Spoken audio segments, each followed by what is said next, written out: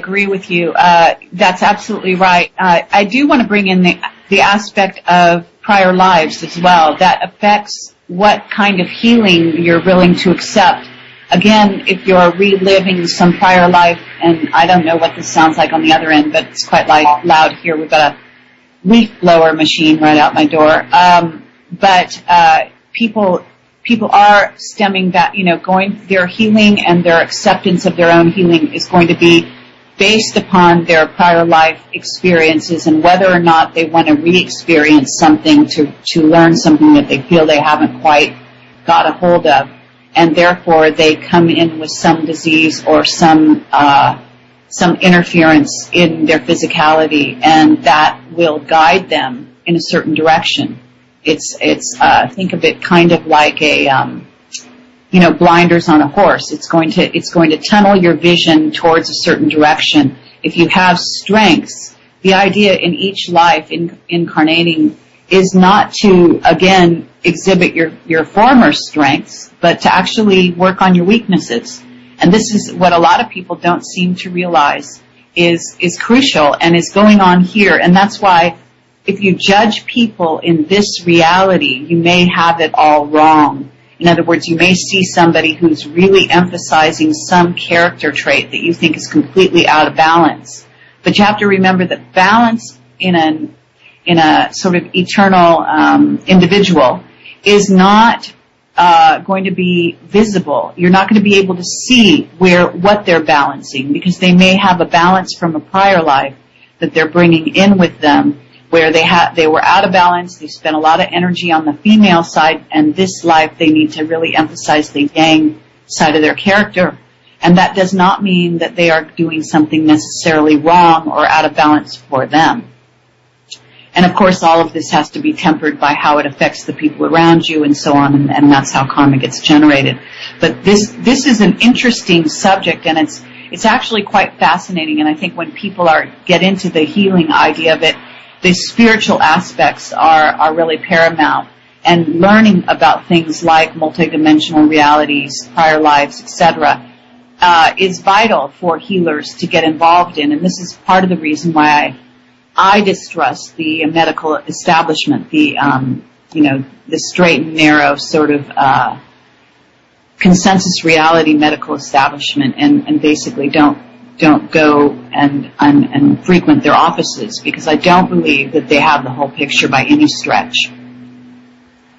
It gets very complicated, and that's one of the reasons why integrative, alternative medicine is so strong, is because the existing medical model does not approach it. In fact, the existing medical model has gotten worse. They've put on more blinders. They focused on more specialties, and so they don't see, like, for example, a person that's working on kidneys will not necessarily see the emotional aspect to it.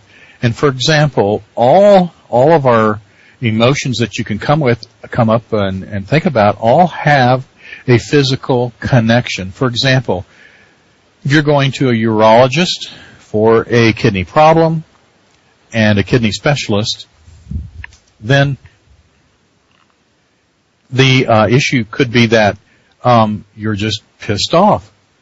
It's not hard to understand what that emotion, pissed off, means. And it's not hard to understand when we're talking about the colon, what being anal retentive is. That's the nice word for asshole. It's not hard to understand what it's like when somebody says they're green with envy. It's related to the gallbladder. Or somebody nauseates me. We were talking about the stomach. Or you get my bowels in an uproar. Or, and there are many, many other emotions. And all emotions can be connected to a part of the body. And one of them is, like, for example, lungs are grief. You'll have a 90-year-old couple that's been married 60 years. One dies, and the other one dies very soon after with pneumonia, because they're grieving, and they don't grieve outwardly anymore and cry. They're grieving because their lungs grieve, and that fills up full of fluid, and so they're actually crying inside. And so what happens is we can't bring that spouse back, But we need to make sure that people like that move through the process, the grieving process, all 5 steps, and don't get stuck. This is Jeff. Okay, I guess we're on the air with you, Jeff Grupp, and I hope that you are still willing to join us here. Sorry for this interruption, Dr. Waterman. You were on the air, Jeff, on ArgUSOG Radio with Kerry Cassidy from Project Camelot and with Dr. Waterman, who is a frequent guest of mine, but he's also got his own radio show on this ArgUSOG Radio right after this show. Hi, Jeff. Good. Hi, nice to talk to you for the first time. Thank you for having me back on the show for the second hour, Kerry. No problem. It's been something of a very hectic experience here, and we were just talking here about health and healing, and Dr. Waterman was just making a very interesting point. So do you want to just finish your point a little bit, Dr. Waterman, and then we would bring in Jeff Grupp's perhaps his point of view on that as well. Well, what I was saying was the physical, emotional connection to each one of the organs and that specific type of emotion, so that oftentimes all you have to say is a word like I'm pissed off and you know what organ it is. And so what we do, and you know, we're talking colloquial gutter language here, but people understand what we're talking about. And so what we want to do is we want to move them through that emotion.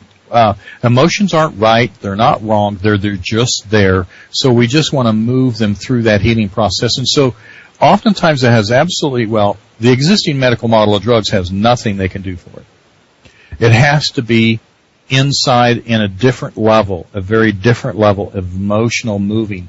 And that's why it's so effective oftentimes to have other kinds of therapies involved in integrative alternative health, whether it be frequency healing, whether it be deep homeopathics that are deeper than the acute level, and so forth. And that's why I refer out to people that specialize in that. So, you know, all of us practitioners and healers need to learn where our strengths are, and then we need to network with a good group of people that we can use kind of as a tool in our belt, so that we move people into the healing process with the right person, the right therapy, and cooperatively work together, because we can't all do it all. And that's some of the problems that we have in integrative alternative health. They all want to do everything, and they can't, and it's just not possible.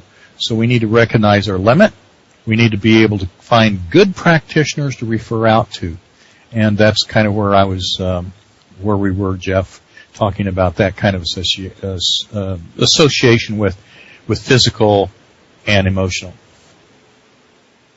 Yes. Yeah, very interesting. Jeff, I was talking about the aspects, the more spiritual aspects of what a soul comes in with, and their prior life experiences, and how they're going to be willing to either accept a healing or bring a healing into their life, or not, or reject it because they have something they want to learn instead, and that a healer needs to honor that. So we're kind of covering a lot of bases here, but I don't know. I haven't read your books, and maybe you could even give yourself a short bio for people listening here, because last time around with Dr. Deagle, we didn't have much time to actually introduce you properly. Oh, yeah, thank you very much. Yeah, my name is Jeffrey Grupp. My website is antimatterradio.com, and I've written 3 books. One's called Corporatism, The Secret Government of the New World Order. Another one is called The Telescreen, The Empirical Study of the Destruction of Consciousness. And then the last one is called Telementation, Cosmic Feeling and the Law of Attraction. And they're both selling very well. And the last one, Telementation, is the one I'm personally most excited about, just because it's such a wonderful thing for people to realize, like what your other guest is saying, that the real medicine has to do with our own spiritual natures.